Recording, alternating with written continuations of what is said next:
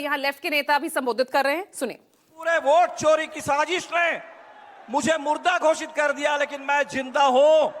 हम जानना चाहते हैं कि पूरे बिहार में ये जो 22 लाख लोगों को आपने मृत घोषित किया, इनमें से कितने हजार मिंटू पासवान जैसे जिंदा नौजवान हैं, ये हमें जानना है और उन तमाम लोगों के मताधिकार की गारंटी करनी है। बिहार के 35 लाख लोग जो बिहार से बाहर जाते हैं कमाने के लिए, बेहतर रोजगार, बेहतर मजदूरी की तलाश में, आज उनका नाम मतदाता सूची से बाहर हो गया। भाजपा के नेता गुजरात से पटना आते हैं और पटना आकर के पटना के मतदाता बन जाते हैं, और हमारे बिहार के भाई जो कमाने के लिए बाहर गए हैं, उन तमाम मतदाता को बाहरी घोषित करके आज मतदाता सूची से उनको बाहर कर दिया जा रहा है। और इसीलिए साथियों, ये बड़ी लड़ाई है, ये बड़ी लड़ाई है। ये अगस्त का महीना है, अगस्त का महीना, 9 अगस्त 1942। याद करिए कि जिस समय भारत छोड़ो का नारा आया, अंग्रेजों भारत छोड़ो करो या मरो का नारा आया, उस समय मुंबई में कांग्रेस के पूरा नेतृत्व को गिरफ्तार कर लिया गया। लेकिन बिहार के नौजवान थे, बिहार के किसान थे, उन नौजवानों ने, उन किसानों ने इसको बहुत बड़ा एक जन आंदोलन बना दिया और 1947 में देश को आजादी मिली। आजादी मिली, हमें संविधान मिला, और जब संविधान मिला तो हमें एक एक वोट डालने का अधिकार मिला कि सबके लिए एक वोट, गरीब से गरीब आदमी के लिए भी एक वोट और अमीर से अमीर के लिए भी एक वोट। आज उसी वोट के अधिकार को छीनने की साजिश हो रही है। और इसीलिए जब हम कहते हैं कि संविधान की रक्षा करनी है, तो आज सबसे पहले हमें इस वोटिंग राइट की रक्षा करनी है। आज जो यात्रा हम लोग शुरू कर रहे हैं, हमने सुना है कि चुनाव आयोग आज दिल्ली में कोई प्रेस कॉन्फ्रेंस करने वाला है।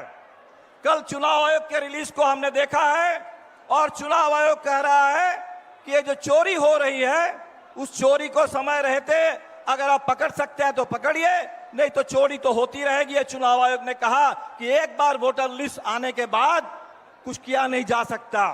आज चुनाव आयोग, जिसके ऊपर ये जिम्मेदारी कि चुनाव आयोग पूरे देश में एक साफ सुथरी मतदाता सूची तैयार करना और साफ सुथरा चुनाव कराना, ये चुनाव आयोग की जिम्मेदारी है। हम याद दिलाने के लिए आए हैं कि बिहार इसे बर्दाश्त नहीं करेगा, ना वोट बंदी को बर्दाश्त करेगा, ना वोट चोरी को बर्दाश्त करेगा।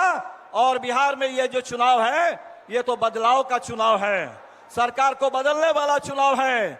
इसी सासाराम को आप याद करिए, रामनवमी के मौके पर बिहार शरीफ के साथ साथ इस सासाराम को भी जला देने की साजिश हुई थी। आज वो सासाराम एकता के लिए यहाँ मौजूद है।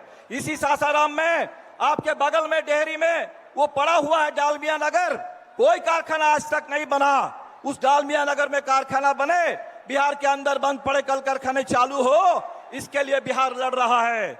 इसी हमारे सासाराम के इलाके की बिहार की बेटी स्नेहा कुशवाहा की हत्या हो जाती है। उसकी मां गुहार लगाती है न्याय के लिए, लेकिन न्याय मिलता नहीं है। उस न्याय की लड़ाई के लिए आज ये यात्रा शुरू हो रही है।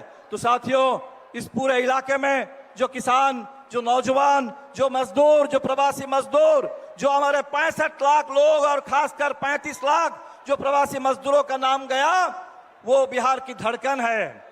और बिहार के लोगों को इस तरीके से बाहर करके ये जो चुनाव चुराने और डाका डालने की साजिश है, हमें इस नापाक इरादे को नाकाम कर देना है। और इसीलिए आप सभी से अपील करेंगे कि यात्रा अभी तो शुरुआत है, और ये जो वोट चोरी की साजिश, इसकी भी अभी शुरुआत हुई है। ये 65 लाख के बाद आगे और चोरी होनी है, आगे और फर्जी नाम जोड़े जाने हैं। और इसीलिए आप जगे रहिए, सजग रहिए, एक एक वोट के लिए लड़िए, और जब वोट का मौका आएगा, अपने एक एक वोट से इस सरकार को उखाड़ फेंकिए, बदल दीजिए, संविधान की रक्षा कीजिए, आजादी की रक्षा कीजिए और अपने वोटिंग राइट की रक्षा कीजिए। आजादी के आंदोलन के तमाम महान नेताओं को, तमाम शहीदों को, भगत सिंह से लेकर गांधी और नेहरू से लेकर अंबेडकर तक, उन तमाम महान नेताओं को हम इस मंच की ओर से आजादी के नायकों को और आजादी की विरासत को सलाम करते हैं और उसी विरासत को आगे लेकर के हम लोग इस देश में लोकतंत्र की रक्षा करेंगे। जय भीम, लाल सलाम। अब आपके बाद आप सबके बीच सम्मानित इंडिया गठबंधन के कोऑर्डिनेशन कमेटी के अध्यक्ष, नेता प्रतिपक्ष बिहार विधानसभा आदरणीय तेजस्वी प्रसाद यादव जी को आपके बीच सम्मानित करता हूं। आए आदरणीय तेजस्वी प्रसाद यादव जी।